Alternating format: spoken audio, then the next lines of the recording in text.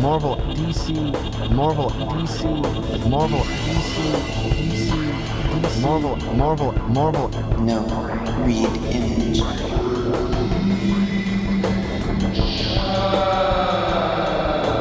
We create our own realities and words. That's disgusting. Hello.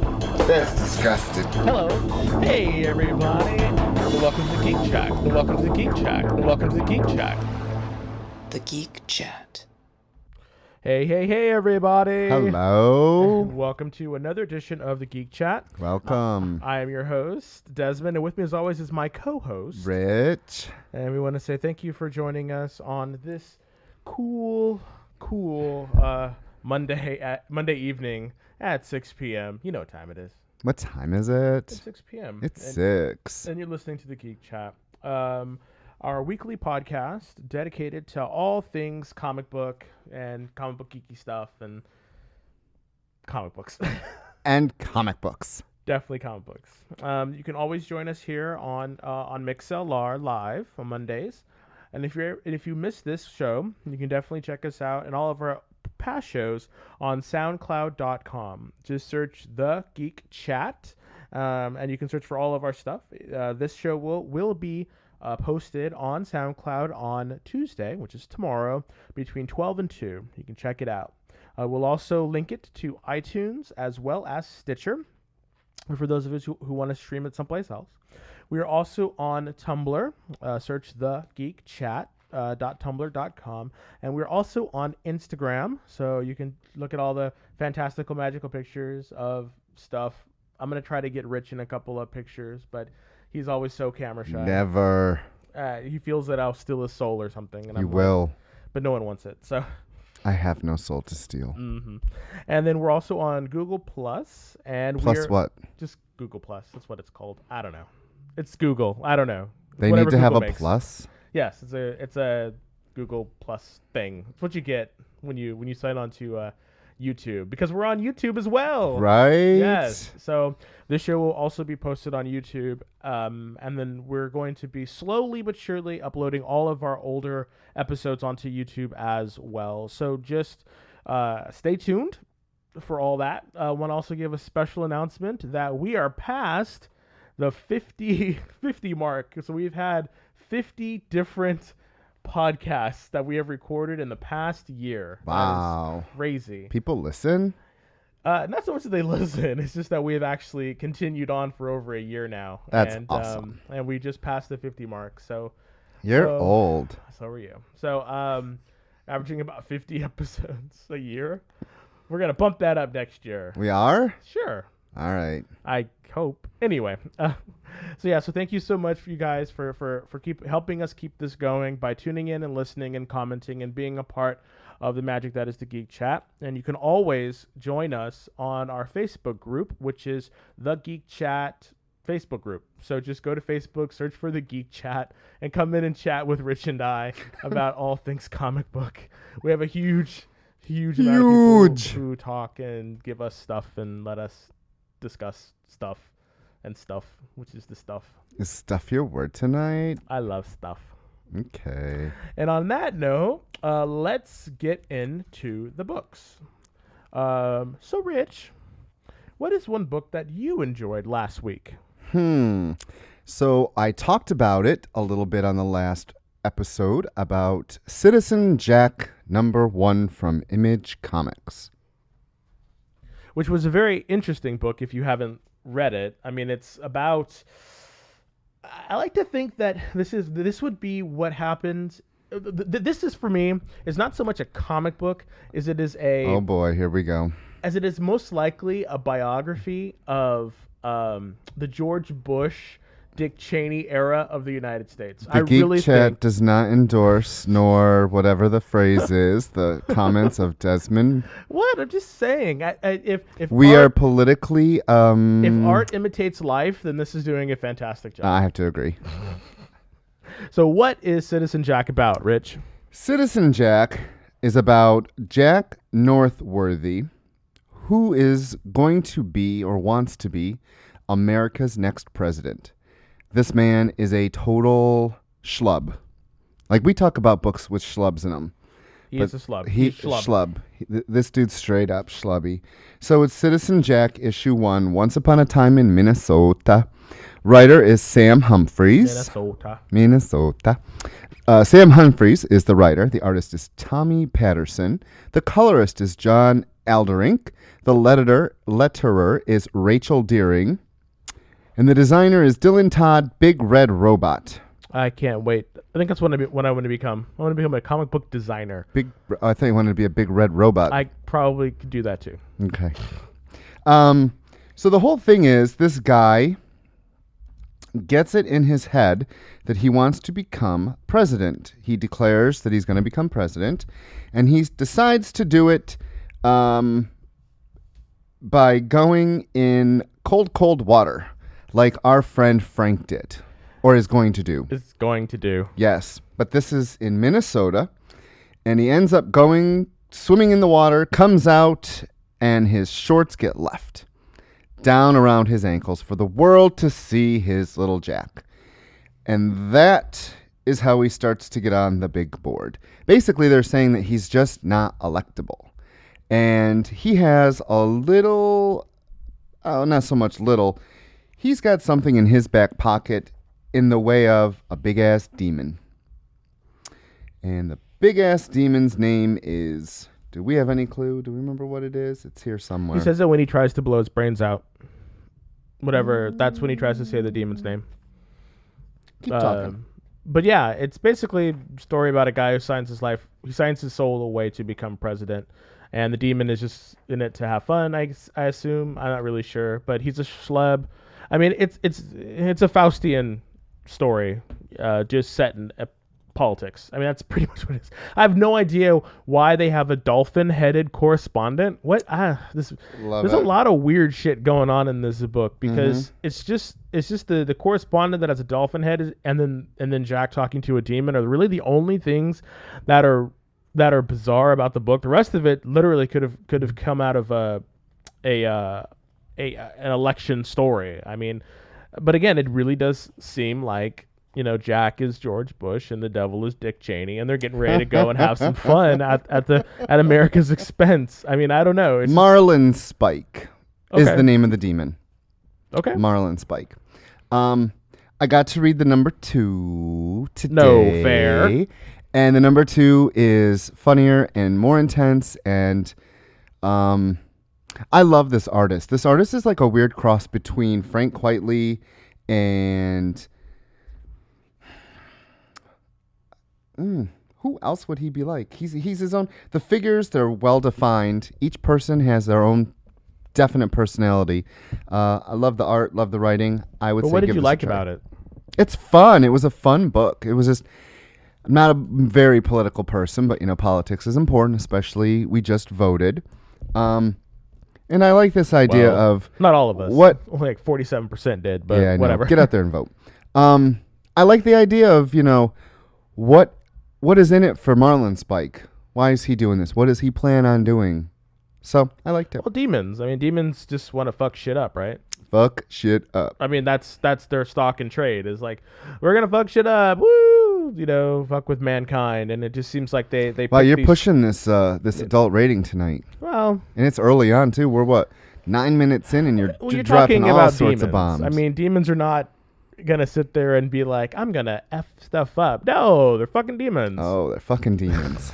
So, but I enjoyed it. I agree. The artwork was really good. It is this kind of quietly sort of. It's like a mixture. For me, it was a mixture of Quietly and Freddie Williams III is actually how it really. Yes, kind of, the way really his bodies are defined. That's a good one. Yeah, I see that too. You know, and he's like a heavy set schlub, and I love that his campaign manager is this. You know, it's this really hot-blooded, not necessarily hot-blooded, but she's just a kind of no-nonsense black woman who's just gonna like take him to the stars. Just wait till you read number 2. But I don't know, like I'm wondering, like, is she a demon too, or is she just working it out because she has to, or like there's something going on that the demon is doing that I just wanna. I'm interested. Like I'm interested. I will read number 2. Is this an ongoing, or is this just a? We don't know yet. We don't know at this point if it's an ongoing. I have no clue. But I mean, I don't know. I don't know if it's able to. I don't think it has more than 12 issues in it. Well, just Unless think about it. once he gets in power. Well, that's the thing. Like, is there going to be like a? Because I can imagine it spanning his being elected, his first term, second term, and then the ending. If they were to do it like that, I think it would be interesting to follow this schlup and this demon and to see what the end game is. Or Well, what's I will happen. be reading the. Well, I already read the next one, but I will be reading this series, and I hope you all continue with it too. So the book that I really, really enjoyed, and I've we both have constantly enjoyed this book. We haven't talked about it in a while, but we have loved The Midnighter, or Midnighter, whatever you want to call it. I like The Midnighter because it kind of makes him a little bit more stand out. Like he's a bit more powerful. It's like, I am the Midnighter. Right, Rich? He is the Midnighter. He is the... I'm Midnighter. Well, that's Batman. But anyway. So it's Midnighter number 6. $2.99 from DC Comics. The writer... Steve Orlando. Steve Orlando. The artist is the fabulous Aiko, who is back. I'm so excited that they are back. And I'm just like, yay! And I really am glad that they're back because there's so much stuff that happens in this book that their art just really, really showcases well with the giant splash page in the background and how they break it up with the smaller pages just makes the action move really, really well. So again, writer Steve Orlando, penciler is Aiko, inks is Aiko with Hugo Petros, colors is by Romulo Ferrardo Jr., and the letters is by Tom Napolitano, sorry.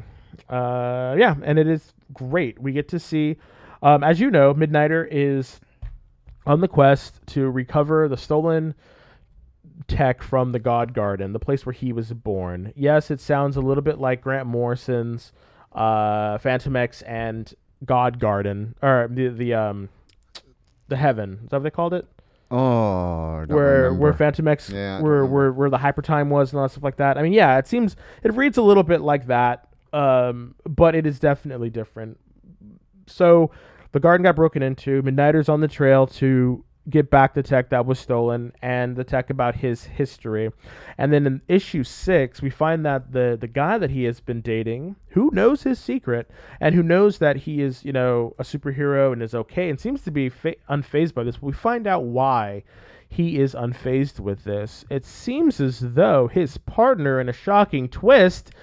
Are we going to say it? I think we should. I think we really should. The whole thing, what I loved about it was that last page reveal. That made the entire issue for me. Well, what was revealed, Rich? That he's been dating Prometheus the entire time. Yes. And speaking of Grant Morrison. And it's so hilarious that in this iteration of Prometheus, he is gay, yeah. Or he's working it just to take Midnighter, but he worked it to take Midnighter just so he could take Midnighter later. Oh, yes. I guess. I don't know. But all I know is I was very excited to see the twist because I did not see that coming. And generally I'm fairly clever with He's this always stuff. like, I saw that coming. Did not see this coming at all, y'all. Didn't see it coming. Didn't see it at all. And then, I mean, we see that they're worried about, his partner's worried about his dad. And so they go and they protect his dad. And then Midnighter, in the course of his investigation, finds out that his dad is actually not his dad. Well, he wonders why things were off when he was around him. And exactly. Because his computer brains weren't processing. There was nothing there. Yeah. Exactly. And so he realized that he was not alive. And when he says it, he is so enamored, he is so like wanting to help and so in love with this guy that he's blindsided when he is stabbed through the stomach and left on the floor. And like the reveal, I mean, his partner just casually walks out the room as he's talking and comes back and he's dressed like Prometheus. And I was like, what? Yeah. I was shocked. I'm really happy that Aiko was back for this issue because he or she, we tried to look up Aiko on the internet and it's very hard to find anything about this person. But I'm very glad they're back for this issue because with that reveal, I felt like you really needed it. One of the best pages in this book was when Midnighter took out his dad. That page was gorgeous. Everything about this book, this issue is just hitting it, and I am very happy to say DC is actually getting smart with this book. It's coming out in February, which is the closest they've ever put a book to its next issue. It's going to collect 1 through 7, and it's only going to be $14.99. And this is DC giving us a $14.99 book, 7 issues, coming in February so you could read it. And I think you should pick this book up. Definitely pick this book up. You know, I'm a little down on DC most of the time. They do have a lot of great books coming out, just not that many. And this is definitely one of the books I highly recommend. Des highly recommends. If you haven't read it, we talked about Steve Orlando's other book, Virgil, which is about a gay police officer whose life gets turned upside down when he comes out because, you know, in Jamaica, you're not supposed to be gay. So Steve Orlando was hitting it on 2 gay books. I'll say gay lead books. What do you think? I would agree. And he's actually writing. He's doing the scripts for another book that we've been. I know, right? It was so cool. There's hints throughout. There really is. I mean, if you go back, because real quick, I went back and I read Midnighter number 5 to see if I could find anything. And in number 5, they're going through and they're talking about, which I thought was hilarious. There was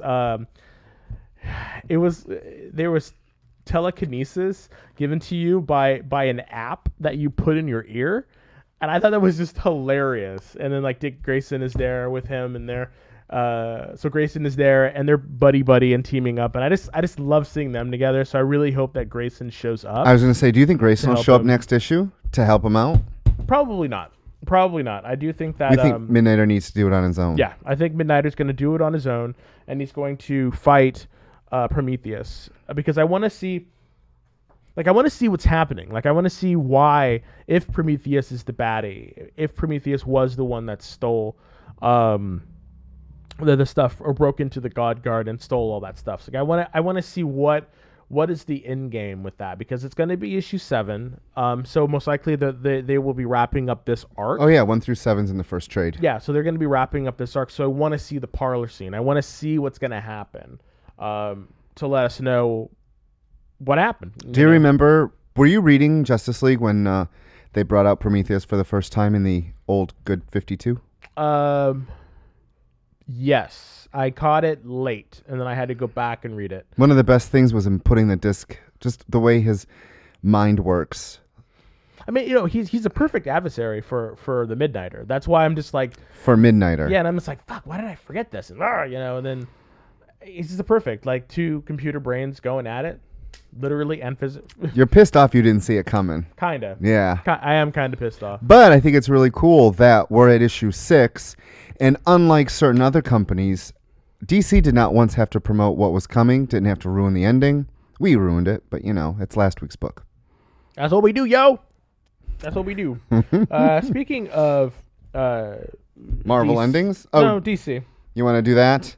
I think we should save Marvel for the end, because I feel that we are going to have a lot to talk about. So you guys in chat, you're going to have to just kind of wade through a couple other stuff before we get to the books that you really want. Oh, they're going to love about. me trashing this book. Come on, who doesn't like a good thrashing once in a while? So the book that we're going to talk about next is a book that actually is greatly become more related to what's going on in Grayson. And at Midnighter, which I thought was awesome, which makes you think that if Midnighter's going to show up in this book. And that book is Batman and Robin Eternal, issue 5. It is a weekly book coming out from DC, and we have been reviewing it every week since it's been coming up, just to kind of see if it's able to keep up. Because last year, DC had 3 books that were weekly: Future's End, Earth 2, Batman and Robin. Batman and Robin. No, just Batman Eternal. Batman Eternal, exactly. So now they're only doing 1, which... Thank God. No, you know what I hope they would have done? Oh, what? I really hope they would have done a Justice what is it called? A Legion book. Yes, if they did a Legion weekly book, that would have been amazing. Yeah, but here's the thing: they can't right now. Why not? Their universe, what they're writing is so crappy. Would you really want just crappy Legion? Wouldn't you rather have a good, focused Legion arc or story? But that's not going to happen. So, well, not now. At this point, we're kind of eating scraps. So, and I would hope that if they were gonna put this much into doing a weekly book, that they would at least try to make it good. That is my hope. Well, what you just said, let's see if that worked with Batman and Robin Eternal number 5. So Batman and Robin Eternal number 5 was... Get ready, because we're going to be here a while. Why? Oh, there's yeah. a lot of freaking credits for a 20-page comic. And this is the fun thing about it, is because there's so many people in the Legion of Superheroes, all the little vignette stories could be drawn by someone else because it's taking place with different people. That's, I think, a way that it could have worked, because having all these people do this just didn't make any sense to me. Well, anyway, the story was by James Tynion IV, and Scott Snyder did the story. The script was by Steve Orlando. Okay, so pages 1 through 7, 10 and 11, and 16 through 18 were done by Scott Eaton. Pages 8 through 9 and 12 through 15. Not yet. Was Ronan Cliquette. And Steve Pugh, who also did pencils for page, I guess himself, 19 and 20. Wayne Foucher did pages 1 through 7. These are inks. So those are all the pencilers. Sorry. So those are all the pencilers. 3 pencilers. 3 pencilers. And 3 inkers. And 3 inkers. So Wayne Foucher did pages 1 through 7, 10 through 11, 16 through 18. Then Ronan Cliquette and Steve Pugh did their inks, respectively. Inks. Yes. And the colors was by Gabe Ateb. Sure. And letters was by Dave Sharp. So, and the cover was by Francis Menpal. So that was awesome. He's doing a lot of covers. I think he's a cover Since he's artist. not doing Flash anymore, he's just doing lots of covers. I'm sure he has something in the pipeline, but we're getting off. Batman and Robin Eternal. Dick Grayson goes and pays a visit to Tim Drake's parents to see why Tim Drake's name was on the on Mother's, I guess, list of contacts with his name. So he goes and talks to them, but of course Robin's parents don't know who he is, so they are keeping up the story that Tim Drake is dead. So they're like, oh, he's dead. We don't know where he is and blah, blah, blah, because he's dead. And then Penny, the evil Spectre op who went rogue from Grayson's story, shows up with a weapon from the God Garden. Continuity, little bit. I was happy to see that. And finally. And they begin to fight. And so when they're fighting, because, which is a rookie move in my mistake, why would Dick Grayson use his hypnose? Because it pinged her, which told her where he was. Because the story needed to be. I understand. I understand. But then what was weird is the parents are like, oh my God, Dick warned us about this, or Tim warned us about this. So they go into a safe room, and then their living room turns into a danger room. What? Seriously, why did it turn into a danger room? And so they're fighting in this danger room thing, and he beats her up, and Tim Drake shows up and is like, pissed. You should have trusted me. You got my parents involved, blah, blah, blah. Then he punches him. He walks off. I was just like, I don't understand what that issue was about. But what happened with Cassandra Cain and Harper Row? Bluebird, I think it is. Blue Balls, who knows? But I liked what happened with them, because we get to see the orphan, the evil guy, and his arm gets cut off, and it's a really good fight scene, and Bluebell hits him with the tracker. So I actually liked that. I liked what was going on with that. If you could see his face, everyone, right now, he's very happy. I look like Grumpy Cat. This issue, he is very much Grumpy Cat. Well, okay. What were some of the things that you did not like about this issue? Because I actually liked it. I thought it was fun. I just don't care about any of these people. I hate the new Red Robin. His costume looks even dumber in this issue. The art, 3 artists, the whole thing was sloppy. This was just an ugly book. Okay, yeah, I'll give you that for the art. The art was, yeah. 3 artists, three artists, 3 inkers, and then it's got to go to the colorist. Come on, we deserve better. If this is gonna be a weekly book, no, and get the story going. Which was weird though, because the first 2 books were penciled by one person, and I guess they just couldn't keep up the and momentum. Then the second and third books were done by one person, Paul Pelletier. Remember? Yeah. The first one was Tony Daniels. 1 and 2 were done by Paul Pertier, and then I don't know the other one. 4 and 5 were Scott Eaton, and now this one. Yeah. Last issue was Scott Eaton. I don't know if he did it alone. I think he did. What's going on with Cassandra Cain? I mean, I'm glad she's finally being seen, but I actually like Cassandra. Again, I like Cassandra Cain's character. Like, we're gonna have to find out exactly what's going on because she's functionally mute in this universe again. I mean, so that was this is kind of taking an place ode. now, right? Yes. No. When they're talking to Crane, that took place afterwards, where Cassandra was working with the orphan as she was one of the mother's top operatives, So- and then she turned rogue. When did this happen, though? All it said was a long time ago. This is back when Dick Grayson was Robin. Okay, so I'm going to bring up the elephant in the room, meaning when did this happen? Because according to DC's own, timeline, 5 years ago, 5 Robins, they were Robins. It makes no sense. Like when he says, it says several years ago, and the Scarecrow is getting too much attention. Okay, when does this part now lead in? I just think doing something like this, where DC alone doesn't know the timelines of its own Robins, hopefully this will let us in on how this happened. Alrighty, so from our chat, Charles says, "Wow, Grumpy Cat, Batman and Robin wasn't that bad. It wasn't that bad." He capitalized. Okay, if CHH. Charles It wasn't said bad. that, it wasn't that bad if Charles is saying that. And no, we're not going to talk about Telos, and we really don't want Telos to have a weekly book. Shame on you for even saying that. So yeah, that's Batman and Robin Eternal. We're going to talk about it every week. I maybe. am. Oh boy. I want to talk about it. I I want to know. see what the big payoff is. I mean, I'm still interested. It's interesting to me. What's going on. I want to see what's going to happen. Though I have to say, I am more interested about what's happening with Bluebird and Cassandra Cain than I am about what's happening with the boys. The only problem that I have is I wish Spoiler would have went with them. Like, I would have loved to have seen more of the girls doing their stuff. That would be cool. I like that. Yeah, it's like Big Like, Bang. The would- girls make that show too. I would love for, and this is me literally like Literally. being, very optimistic but I would love if the three of them, Stephanie, Harper Row, and Cassandra Cain, become the new Birds of Prey. That would be cool. That would be awesome. Won't happen, but that would be cool. I mean, even if it does, it's still a new 52. So yeah. I just want to say I stopped reading Teen Titans, and this issue really makes me think that Red Robin's costume is way overworked, borderline 90s with all the pouches and we can't say stuff you and- can't say that because you refuse to do a fashion issue.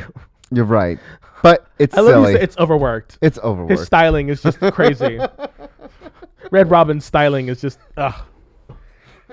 We should do that. We should literally talk about all of the Robin's costumes throughout the year. Don't you think that'd be fun? And say like, what do we like about this one? Like this, like the original Robin was showing too much leg, and Red Hood just looks like he needs to go to the gym or something. And why the hell is Arsenal? Well, Arsenal's not there, but why is Arsenal wearing a fucking baseball cap? Because he is the cool dude. No. So I just want to say, for Marvel, they released a whole slew of number ones last week that we can't get to. But just to tell you a little of my opinions, Howard the Duck number one, I did not read the previous Howard the Duck miniseries. It was a series that got canceled for Secret Wars. Secret Rewrites, I should say. Howard the Duck number one was interesting. Aunt May is in it. He has a robotic cat. The girl that he's traveling with is a Skrull, and she wants to be a superhero. And it has the Wizard in it, who legally changed his name to Wizard. Seems like a lot of shit going on. It took a while to read, but I think you should read it. It was actually How quite was fun. the artwork in it? Really good. I read the first. I mean, it has a duck in it, but it was really good. No, I read the first couple of them, and I was intrigued. I didn't really. I don't know. Maybe I'll pick it up. I think you should read this. This would be my recommend. Vision number one came out this week. I saw that Terry posted a picture of it. It was a really good start. Really? We sold out right away. We ordered more. It actually was a good start. I'm interested to know where it's going to go because you know who Vision's brother is, right? Ultron. The other, no, not I know, Ultron. like with you. Ultron is his dad. The Grim Reaper. Yeah. Well, the Grim Reaper makes an appearance because he's like, "This is not a family. This is not my family." And I'm like, "What?" So because of that ending, something happens. I keep forgetting because he's He created a family. No. I keep forgetting that the Grim Reaper is his brother because he's based on a little bit of the Simon Wonder Man's Yep. stuff too. I keep forgetting about that. So Drax #1 came out, and I saw that and I passed. Sorry. much like my problem pass. with the Guardians #1, with Star-Lord was this, but they quickly got out of it. You know, Drax, it shows up in the beginning with all of them, and they're all going their separate ways, and no one wants to be with him. So it's all about him doing something on his own. And the art was quite interesting. It was a mix of really cool and a mix of he looks the same in every panel. That was my only real complaint with it. Charles is mad at you. Why? You spoiled the Vision. 4 days later. 5 days later, or what is it? 5 days later, you spoiled Well, the Vision. he could have read it. There's potty I time. say since 6 days. 6 days later, you spoiled it for him. Damn Well, you, Rich. We spoil here. And we spoil him anyhow. We do. Deadpool spoil you. #1 came out this week. It tells a little bit more about he's funding the Avengers, you know, the Uncanny Avengers. He also has set up Deadpool's Hero for Hire, where he has Madcap and a whole bunch of all these other people that actually play as him. And, you know, for money, we'll go rescue whoever. It was a good #1. The art was good. It was Deadpool comic. Hercules #1 was something that people were looking forward to this week.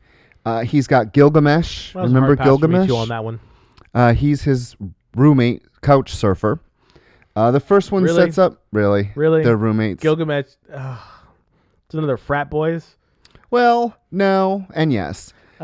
Really? Yeah, there's. I actually liked it, but Really, what makes- Marvel? what makes no sense is last we knew he had no powers. So from when he gets punched in here by one of the things, it looks like, well, he doesn't die, so he must have powers. And I wonder if that had something to do with Secret Wars. So those are the #1s that you didn't read.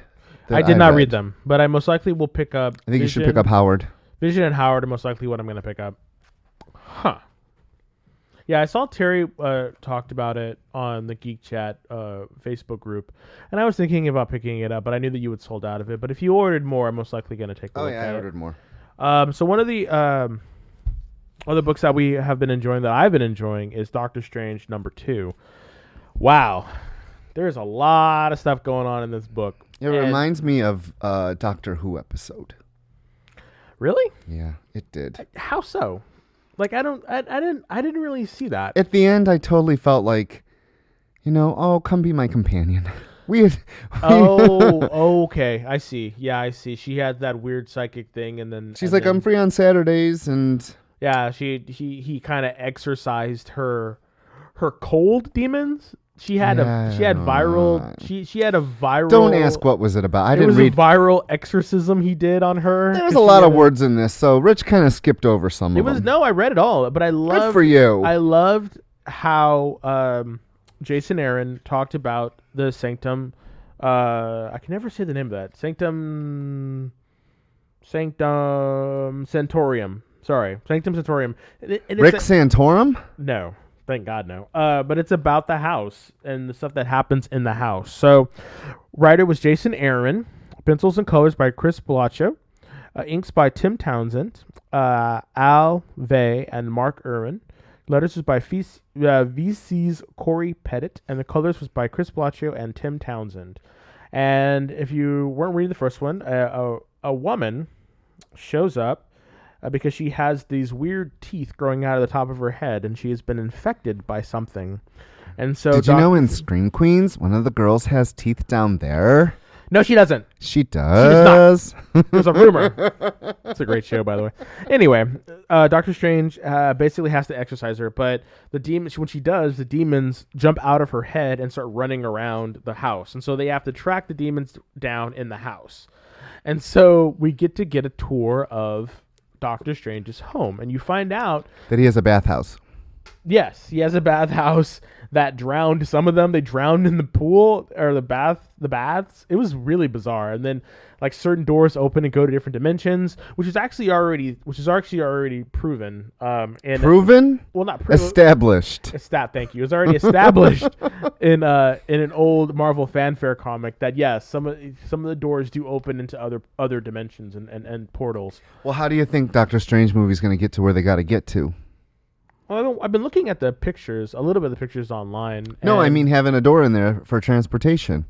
No, I think he just usually flies. I mean, he has his I don't think he's cape. going to fly. But anyway, and then his so yeah, they go around and they try to kill these demons, and the demons feed on emotions, and so Doctor Strange lures them into himself, and then so he can actually plague, he can actually let them die and stuff. It was just a very interesting. I like how Aaron is making magic seem much more biological And fun. and a lot of fun, and I like that she's going to be coming around a little bit more. The only problem though is it's reading a little bit like Silver Surfer, but not cosmic, but magical. Yeah, because you got the companion.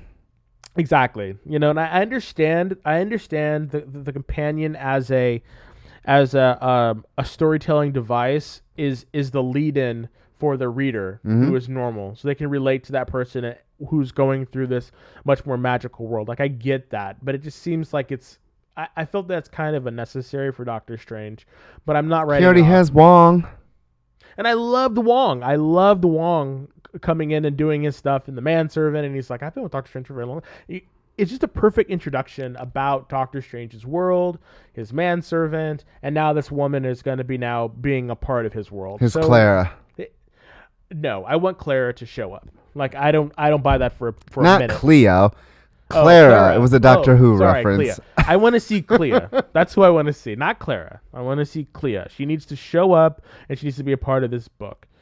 And I'm surprised that we haven't seen any hinting about Dormammu or anything like that just yet.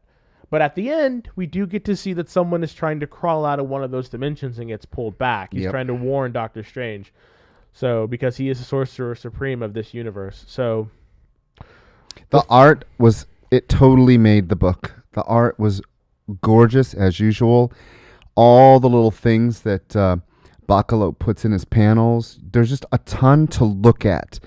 And if you take it, page by page, panel by panel, it'll take you a while. That's what I love, when it's not just a blank. You actually have something filling the room for weight. I love it. The little demons he has. I was reading an interview. We talked about, I think he really likes Burton, and everything's really Burton-esque. What are you doing now? Who are you talking to? People are saying hello in the chat, and I want to say hello to Awesome. them. Hello, people. So what else do you want to talk about? Because I like Doctor Strange. I'm in it to win it with this book.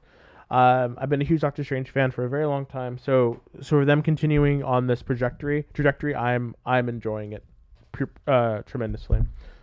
So we got a couple number ones we want to talk about quickly before we spend the last time. I forgot to read that. So we're just going to talk about one number one, and No, tell us. You read it. Tell me about it. So last week I told him to read because he made me read Shield number 1. I made him read Hangman number 1. Only I kind of forgot to bring it home with me. So when he told me today what we were supposed to be reading, I didn't have one with me, so I couldn't read it. So what did you think of it? Was it worth it? Should I have read it, or should I be glad I didn't read it? it is it's an image book. It's an image book, Yeah, a lot of the themes in it. but it's dark Archie. But it's Dark Circle Comics, and it's the Hangman number 1, written by Frank Thierry. Thierry. Thank you. Ooh, I like him. Artist was Felix Ruiz. Letterist by Rachel Deering. Colorist is by Kelly Fitzpatrick. Yeah, and it's basically about the spirit of vengeance, I guess, and we get to see Ghost Rider. Kinda. We get to see this guy get killed, That's always fun. and the Hangman is a like a specter almost type of character who avenges the dead people, and So he's a specter, Ghost Rider, but he hangs people? Or? yes, but he hangs people as as a warning to other people who would do wrong or But do there are people damage. that did wrong. Correct. There are people that did wrong, but there was this really bizarre. This guy kind of tortures someone and then puts like he's a hitman, and it starts off like he's a hitman, and he has a wife and a daughter, and then he's like, I have something in the trunk for you, daughter, and they go to the trunk, and then the daughter, he says, turn around and close your eyes, it's a surprise. So she turns around and closes her eyes, and he opens up the door, the trunk, and there's a guy tied up in the back. And then he starts beating the crap out of this guy, telling him to, like, moving him around.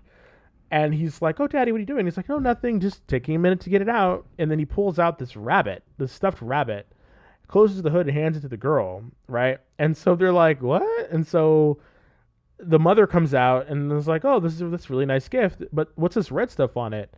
And he's like, oh, it's strawberry jam. And you're like, what? And so he takes it, like, here, lick. And she licks it. It's like, oh, yes, get this strawberry jam. And I'm like, what the fuck, right? And so he takes him out to this weird lake. And on the bottom, and so he starts telling this guy about why he's killing him and all sorts of bullshit. And though he says, well, we're at this lake, and there's all these rats that live in this lake. And you know what they love? Strawberry jam. And they will devour anybody who has a strawberry jam on them. So the guy gets covered in strawberry jam, and the rats devour him. Well, the hangman comes to collect that guy for the sins that he has done. So that's kind of what happens. And I was just like, that's bizarre as fuck. And I was just like, all right. So that's in a nutshell what happens, but I just don't know what it was leading to, because this is the first arc of a much larger arc. So I don't know. I mean, it was just a weird story. Very, very like hard R type of stuff, or I could see it on like AMC or something. I don't know. It was really bizarre, but it was good. I enjoyed it. But I know if I'm going to pick up number 2, because the art was it was a bit scratchy. The art is very scratchy. You know, but it goes with the The the darkness tone of the and the tone. darkness Yeah. of the story. So I wasn't like, I expected it, but I don't know. This wasn't enough to like kind of catch me in it. I mean, it does kind of read a little bit like a low rate Spectre. So I don't know. All right, you everybody. So this is the time that you've been waiting for. I know that you've been wanting us to talk about this. So we're going to spend the remainder of this episode talking about the X-Men. The X-Men. So Frank, I know you're listening. I know you're gonna be opinionated about this too. Same thing with Charles and everyone else who listens. So Are you a bell? no, I'm excited. I'm shaking my hips, everybody. If you could see, I'm shaking my hips. I'm excited. Alrighty, so I'll let you start, Rich. We'll start with Uncanny X-Men 600, which officially ends Bendis' run on this series. So we have a lot of artists. It was $5.99, and it closes it out. Let's see who did everything. All right, let's go here. Brian Michael Bendis was the writer.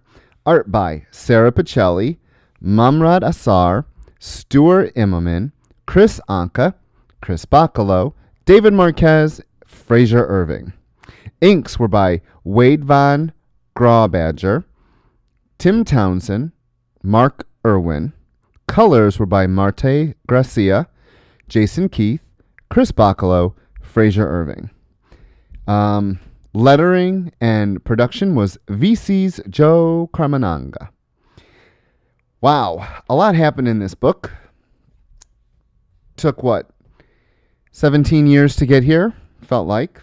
No reason for it to be late at all. It was basically a trial, I think.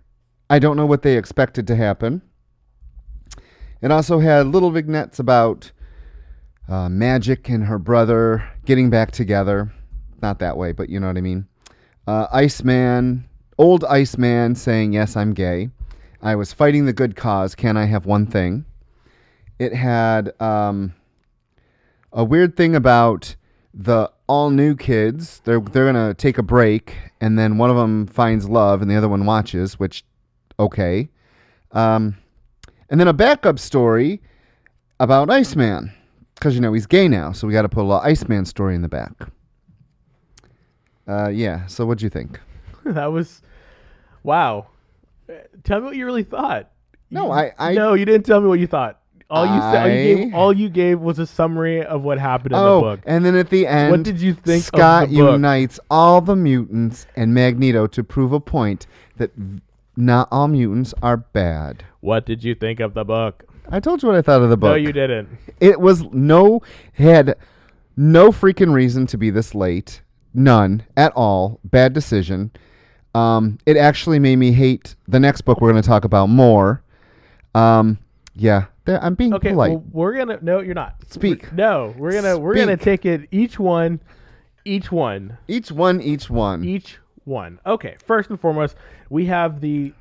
You're still not telling what you thought, though. We have the pseudo trial of Beast. Yeah, what the hell was this supposed to be about? I honestly don't know. I think that they were trying to talk to him about or confront him with his misuse of the space-time and all the shit that he's done. But what outcome were they hoping for? That's what I asked you first when we talked about it. I don't know what the outcome was for what they were trying to do. Were they trying to get him to say he's sorry? Were they trying to... I mean, they were trying to intervene, of course, but for what reason? To send the O5 back? To stop him playing God or whatever? I don't know. Like, that was the thing that was never really, like, hashed out in this intervention was Storm never really said what they wanted. Like, there was no resolution to it. Mm-mm. You know, even the fact that Beast left, there still wasn't a resolution. You know, even in an intervention, you're going to tell someone, we are intervening because of this, and then we want you to get help to do this or something. You know, I just don't. It just seemed like if it was just to antagonize them, well, they succeeded. So I really didn't understand what was going on, and then comparing him to Dark Beast like that, it was kind of like that was. Now that I don't agree with, because Dark Beast created all these and slaughtered so many of the mutants and mutates and all that. He really thought he was doing good by bringing them back to the past, but it was really, the more they're trying to explain it, the more I see it as Marvel just needed to do this. Like, I don't think it helped the storyline. Yeah, we get it. You're going to tell us over and over and over that you shouldn't have done this. So what? Let's move on. Like, what? Yeah. So continue on. Oh, and okay, so he gets in the car looking like this weird cat, and it's Fraser Irving. I love his art, but it just doesn't look right. After he talked to Eva Bell, now we know from reading Uncanny Inhumans, he went there. Yeah, he's with he's with them trying to find a cure for Mpox. Right. So we're still not dealing with what the hell 600 was about. Well, Because no, he's on to the ran next. away. Yeah. So okay, continue. He I'm just sorry. left. The reconciliation between Peter and Ileana was great. I got the feels for that. I liked it. I had a heart. I would have too. I didn't expect anything different from this right here. Like this played out exactly as I thought it would, and I'm glad that this happened. That way they can put that behind them, because I felt that drama just was going on for way too long. Well, not only that, it was so unnecessary because of that AVX thing where they all hate each other. No, they're family. So I'm very glad. Yes, I'm glad we're going into the next direction, because they had to make up because of this extraordinary X-Men that came out. They're on the team together. So exactly. Iceman coming out to himself. I liked that. I liked how it was handled. I liked seeing his reasoning, older Iceman's reasoning for doing this. Yes. It really came down to the fact that he's already hated for being a mutant. He's already hated for all those other things. He just didn't want to deal with that. And I was like, okay, like I get that. So I'm fine with this, and I think it was interesting how they were able to being able to have this conversation with his future self. It's like so many of the O5 have done something different than what we would expect them to do, and I really think that them looking at their future selves and not wanting to emulate those people is an interesting thought. Why Warren changed himself, what Beast is looking at what happens to him. And Jean knowing she dies repeatedly. But here's the thing that I've always felt was very interesting is them knowing the past, them being here and knowing what's happening has not changed the current iterations of the X-Men at all. He hasn't altered their memories or anything like that. So it just means Does that mean you think they got him from a different timeline? No. I think that at some point something's going to happen and all their minds are going to be erased and they're going to be sent home at some point, because they have said that they are the X-Men from this timeline. So if Eva Bell can go back in time, why can't she take them? Remember, she went back and threatened Xavier. I don't know. Maybe. Why can't she take them back? I don't know. Does anyone know? Maybe they don't want to go back. Who knows? Well, we can have a longer conversation. I'm sure. Frank has a thought about that. Why don't you check in on the boards and see what they're saying? But yeah, I can't. Oh, I'm sorry, but I did like it. I thought Iceman saying all this stuff. The one thing that I didn't like about it, and I'm gonna be really quick about this, was when he asked about Warren being hot. That was the safe answer for me. Like, that was safe for me. Like, out of all of the history, and if what they're saying is they're going on history of Iceman and saying like, oh, if you look at his history, you can see these failed relationships and blah blah blah. He was best friends with Hank. They were always doing shit. Look at the old X Factor book. It should have been. He should have said Hank isn't Hank handsome. Now, when I go back and I look at all those old X Factor issues by Louise Simonson, and I think she was the one that wrote this scene. Remember when Hank Infectia made Hank's brain he was devolving, yes, and he was getting dumber and dumber. Yes. And how Bobby was always there for him. Exactly, and he was taking care of him and making him see. That's the thing. It made more sense for young Iceman, because here's the thing: young Iceman still knows young Beast, and young Beast is not yet exactly. So it would have been interesting for older Bobby to say, yeah. But that's an interesting question, because Bobby knows Hank now and has gone through all these different things with Hank. And I think it would have been much more telling for them to say that. And for older Bobby to say exactly, that, yes. And it would have made Bobby see, that's the thing, that's the voice that's missing when they're doing the trial.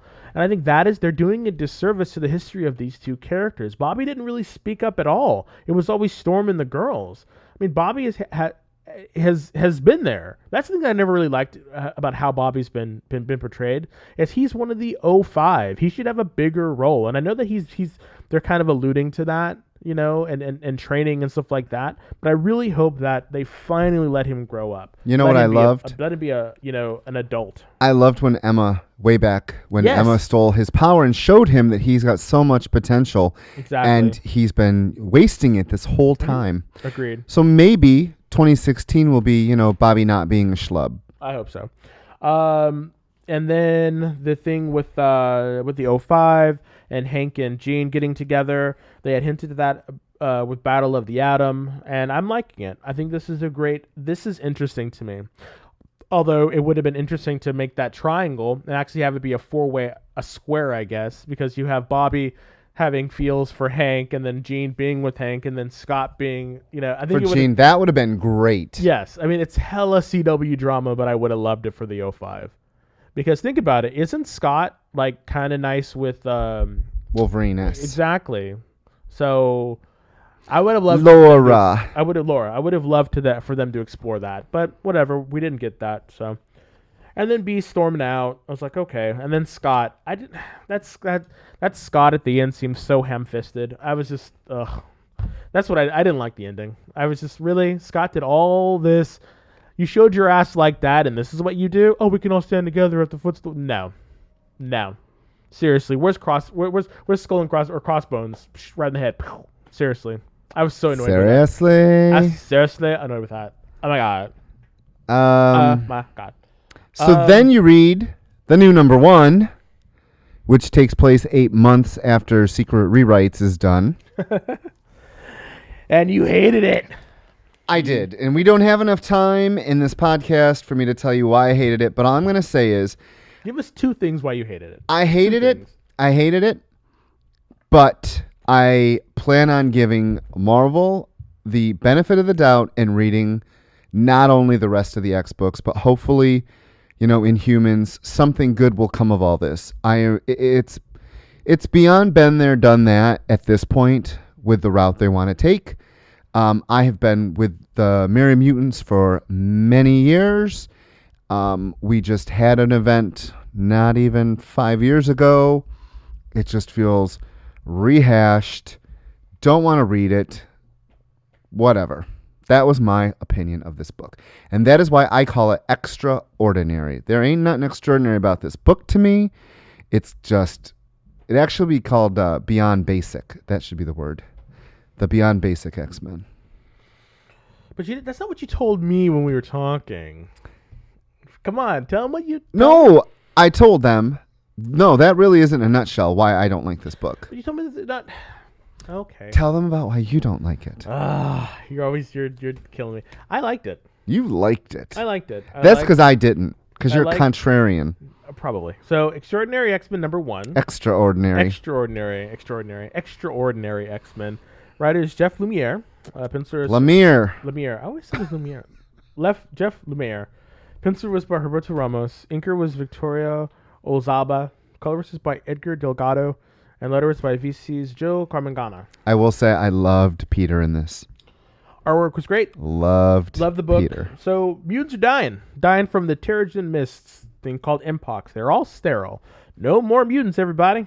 And they're trying to collect all the mutants that are out there because people believe because of the Mpox they're going to get sick, which is only affecting mutants. And Legacy virus. Yeah, Rich is pissed because it's derivative of the Legacy virus. Been there, done that. And now there's a haven for all these mutants. Been there, done that. So it's like the mutants. So I just like that it's sort of flipped. It's like the mutants are now in humans, and humans are now like the dominant species. So the X-Men are sort of in hiding, I guess now. And then Jean Grey left, but Storm was talking to her to try to bring her back because they need to find these mutants. I liked Peter. Peter looked really hot in his big old. I know he's got the hipster beard too, but it looks good on him. You know, this big old body, little old head.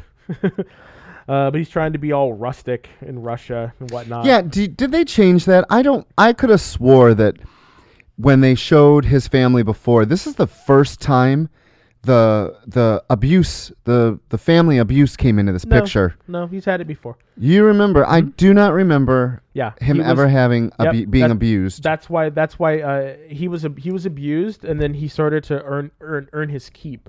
But he was definitely abused, and then Xavier came in, and Xavier came and took him away. But yeah, I loved seeing Wolverine at the end, or Old Man Logan at the end. I don't know. I like this book. I like the Inhumans that were fighting the X-Men. I just want to see what's going to happen, because there has to be what's going to be the powder keg that makes the war between the Inhumans and the mutants happen. And I know that at some point that's going to make either Beast is going to become a martyr, or he's going to become a savior when he finds the cure or something. Because I think that's the way they're going to make Beast take Beast back into their arms, I think. Okay. What's up with these costumes? Why does Bobby look like that? I like Bobby's costume. Why does he have a neck brace? I like it. It's fashion. But he's barefoot again, which I think is interesting. And it's much better than what he was wearing, the casual clothes he was wearing with the khaki, the cargo shorts. Oh, it's terrible. At least he finally has a costume now. Oof. And I see Ilyana got her costume changed just a little bit. Storm's rocking yet another new look. What? Frank says he would have liked a little bit more action and a lot less recruiting. Well, that's the first issue. I mean, they were kind of setting up the drama, but I agree. And then Paul says Des is a little contrary, and Rich is a little bit whatever. That's true. And on that note, I want to say thank you so much for taking the time to listen to us. Thank you, Terry Miller. Thank you, Jean Guillemette. Thank you, Jean Guillemette at RLT Press. Thank you. The card thing. Yes, thank you, Club Card Printing, for printing our stuff. ClubCardPrinting.com. Jean Guillemette at RLT Press. Terry Miller, our mistress of the mix board, and of course, as always, our biggest sponsor, Whatever Comics, located at 548 Castro Street in between 18th and 19th. Check us out on the web, whateverstoreonline.com, and on Facebook under Whatever Store. So, and again, this will be up, and as always, tomorrow, Tuesday, between 12 and 2. And on that note, want to say thank you very much for tuning in, everybody. We love you. Bye.